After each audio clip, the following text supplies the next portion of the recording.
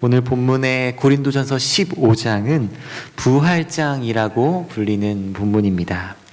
사실 고린도전서 15장보다 13장, 사랑장이라고 불리는 그 장이 더 유명합니다. 바울은 고린도전서 13장에서 그리스도인들이 보여줘야 할 사랑에 대해서 말씀합니다. 그 사랑은 오래 참고 온유하며 시기하지 아니하며 자랑하지 아니하며 교만하지 않는 사랑입니다. 그리고 이러한 사랑이 없으면 방언과 천사의 말을 할지라도 또 산을 옮길 만한 믿음이 있을지라도 아무 소용이 없다고 말씀합니다. 믿음, 소망, 사랑 중에 사랑이 제일이기 때문에 사랑의 사도가 되어 사랑으로 살라고 권면하는 장이 고린도전서 13장인 것입니다. 그런데 바울은 이 고린도전서를 그렇게 13장의 사랑의 이야기로 끝내지 않습니다. 14장에 신령한 은사를 사모하라 라고 하고 15장에 부활을 이야기합니다. 고린도전서를 13장의 사랑으로 끝내도 참 좋았을 텐데 왜 바울은 사랑에 관한 말씀에서부터 부활에 관한 말씀까지 나아가고 있는 것일까요? 이 바울이 말하는 모든 것을 참으며 모든 것을 견디는 이 사랑의 삶은 바로 이 부활의 소망을 품는 가운데 일어나는 일이기 때문입니다. 그렇습니다. 우리에게 이 부활의 소망이 없다면, 그래서 이 땅의 삶이 전부라면 우리는 나를 내어주는 그 사랑, 모든 것을 참고 견디는 그 사랑을 하기가 어려울 것입니다. 그래서 부활신앙이라는 것은 우리가 이 땅에서 모든 것을 견디고 또 넉넉히 이기며 사랑할 수 있는 그리스도인의 능력인 것입니다. 바울은 이 부활의 능력을 소개하기 위해 50절 말씀에 형제들아 라는 말로 시작하고 있습니다. 이 편지를 수신하는 성도들의 집중을 이끌어내기 위해 형제들아 하고 부르는 것입니다. 그만큼 바울이 말하는 이 부활이 중요한 이야기이기 때문입니다. 바울은 부활이 왜 필요한지를 말씀하고 있습니다. 그 이유는 혈과 육으로 구성된 우리의 몸은 하나님 나라를 이어받을 수가 없기 때문입니다. 이 혈과 육으로 된 몸은 결국 썩어버립니다. 그렇기 때문에 썩지 아니하는 것을 유업으로 받을 수 없는 것입니다. 그래서 성도에게는 썩어질 이 현재의 몸이 아니라 하나님과 영원히 교제할 수 있는 신령한 몸으로 부활하는 것이 반드시 필요한 것입니다. 그래서 바울은 오늘 본문에 성도가 어떻게 이 썩지 않을 몸으로 부활하는지를 말씀합니다. 51절에 보면 보라 내가 너희에게 비밀을 말하노니 라고 이야기를 시작합니다. 바울이 소개하는 이 부활의 비밀은 우리가 다 잠잘 것이 아니요 마지막 나팔에 순식간에 홀연히 다 변화되리니 라는 말씀이었습니다. 다시 말해 바울이 말하는 이 비밀은 성도에게는 죽음이 끝이 아니라는 것입니다. 마지막 나팔 소리에 죽은 자들이 순식간에 홀연히 변화된다는 사실입니다. 여기서 마지막 나팔이라는 것은 예수님께서 재림하실 때를 의미합니다. 예수님께서 이 땅에 초림하실 때는 사람들의 일부만이 그 사실을 인지할 수 있었습니다.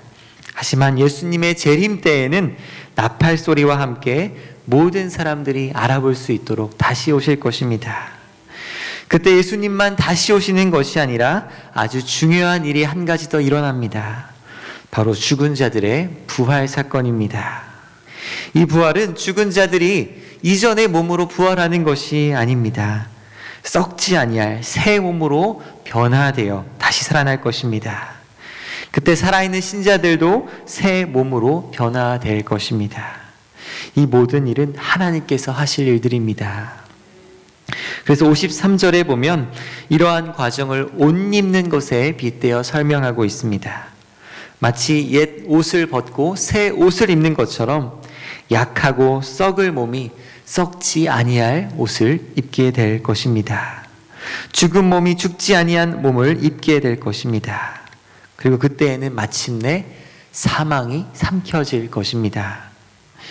56절에 보면 이 사망이 쏘는 것이 있습니다. 그것은 바로 죄입니다. 사망은 죄를 무기로 해서 사람들을 찌르고 사망에 이르게 합니다. 이 죄와 죽음의 굴레에서 벗어날 수 있는 사람은 아무도 없었습니다.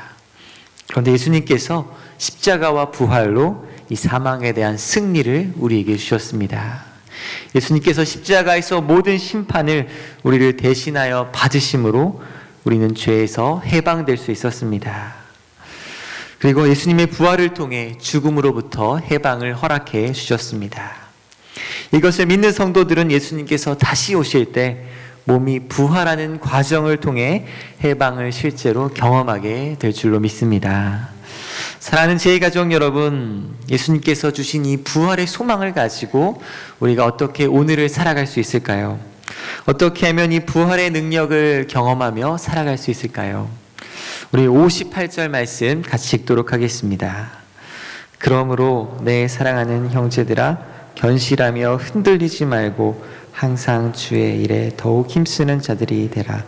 이는 너희 수고가 주 안에서 헛되지 않은 줄 알미라. 아멘. 네, 첫 번째로 견실하며 흔들리지 말라는 것입니다. 우리는 이 땅을 살아가면서 질병과 같이 여전히 죽음의 그 실제적인 영향력 아래 살아가게 됩니다. 그래서 우리는 이 땅의 고통스러운 현실을 마주하며 주님 어느 때까지입니까? 주님 언제 오십니까? 하고 힘들어할 때가 있습니다. 또 하나님께서 이 땅을 다스리시는 그 방식이 우리의 기대와 우리의 생각과 다를 때 우리는 초조해지기도 하고 두려워하기도 하고 낭망에 빠질 때도 있습니다. 하지만 부활을 믿는 성도들은 그 안에서 낭망이 죽고 인내가 살아나는 줄 믿습니다. 예수님께서 부활하셨기 때문입니다. 예수님께서 부활하셨다는 그 역사적인 사실은 하나님께서 이 땅을 여전히 다스리시고 통치하고 계신다는 가장 강력한 증거가 되기 때문입니다. 그래서 성도는 이 땅에서 견실하며 낭망하여 흔들리지 않고 인내하며 이 땅을 살아가는 것입니다. 두 번째로 성도는 항상 주의 일에 힘쓰는 자로 이 땅을 살아갑니다. 그렇습니다. 하나님은 모든 것을 다 알고 계시는 분이십니다. 특별히 하나님께서는 우리가 이 땅에서 수고한 것들을 다 알고 계십니다. 하나님은 공의로우신 분이시기 때문에 우리의 수고들을 다 계수하고 계십니다. 그래서 우리가 무엇을 하든지 주님의 영광을 위해 한 그 모든 일들은 결과에 상관없이 그리스도 안에서 다 받으십니다.